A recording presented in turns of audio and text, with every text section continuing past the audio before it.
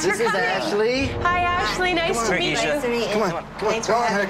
Thank you. Come on in. You know, I was kind of excited, but when we got to the house, it was like, whoa. It's this kind of castle-y looking house, and then it's really old, and there's all these candles. Felt like I was at like a haunted house. It was creepy. Come on in. Come on, buddy. So you guys come in. I'm going to have a seat here, and I'm going to prepare the space for us. So when we walked into Pam's house, I met Rosemary, the psychic. Here's what I'm going to do. I'm just going to tell you a little bit about what I do, because you've never done this before, okay? No. Obviously. First of all, I'm not a hotline psychic, and I'm not a gypsy, okay? I'm a medium. I'm a go-between this world and the other world. And what I do is I communicate with the other side. If it wasn't creepy enough being at this castle, on top of it, the psychic has this deep Scottish accent, and it's like, whoa, this lady's like old school. She's coming from like old country. The one thing about communicating with the spirit world is we never know what's going to happen. Sometimes family members and friends come through. You might be surprised. You might be pleasantly surprised. You might get some communication from someone that's passed over that you know. So this is what we're going to find out today. I'm not gonna be happy if I wake up in the middle of the night with my dead dog jumping up and down on my chest, barking at me, you know, in like some sort of, I don't know, spiritual, ghostly way. That will suck. So, if that happens, I'll be really pissed. I do this because it invites out anything that is negative in the space, and it then opens up the doorways to invite in the positive stuff. I'm just going to come around you guys, if you don't mind, and like Ashley's like, okay, what's going on here? Look at the dogs. Hercules likes it. Yeah, he likes it. And this just helps open up all of our senses to receiving information, you know? Rosemary began to burn sage. I'm not a big fan of that smell. Ugh.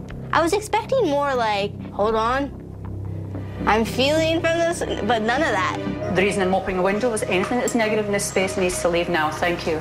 So everything's getting really intense, and the dog psychic is going through all of her rituals. Play with you. And what you're doing is the dog. Next thing you know, Hercules passes gas. All I have to say is it's a good thing the dog psychic had the sage burning, because that would have sucked. It's okay. It's moving energy out. There's been a lot of sage in there. That's it. That's moving energy out. And during the seance, my two dogs had gas. But according to Rosemary, it was releasing negative energy. I like that. And how many times they do it? So, first of all, I'm just going to do a quick prayer of protection around us all before we start, if you guys are okay with that.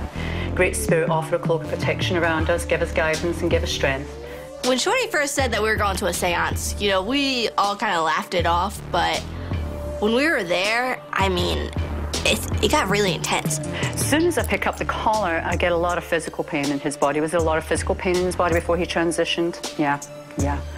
So what I want to do is I just want to take your hand for a few minutes, and I just want to see where Gino's at and figure out what's going on there. Is that okay? Yeah.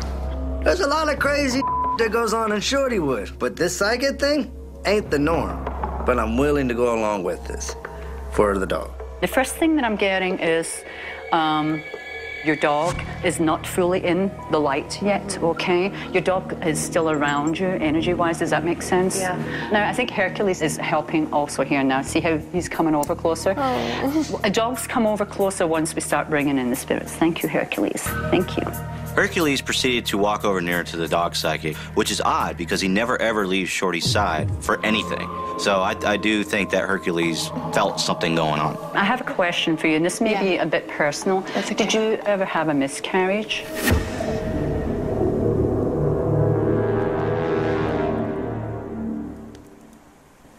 Yes. Okay. Because he's... Okay, I'm sorry. It's okay. I need to go there with this right now. That's all right. And this was a long time back, wasn't it?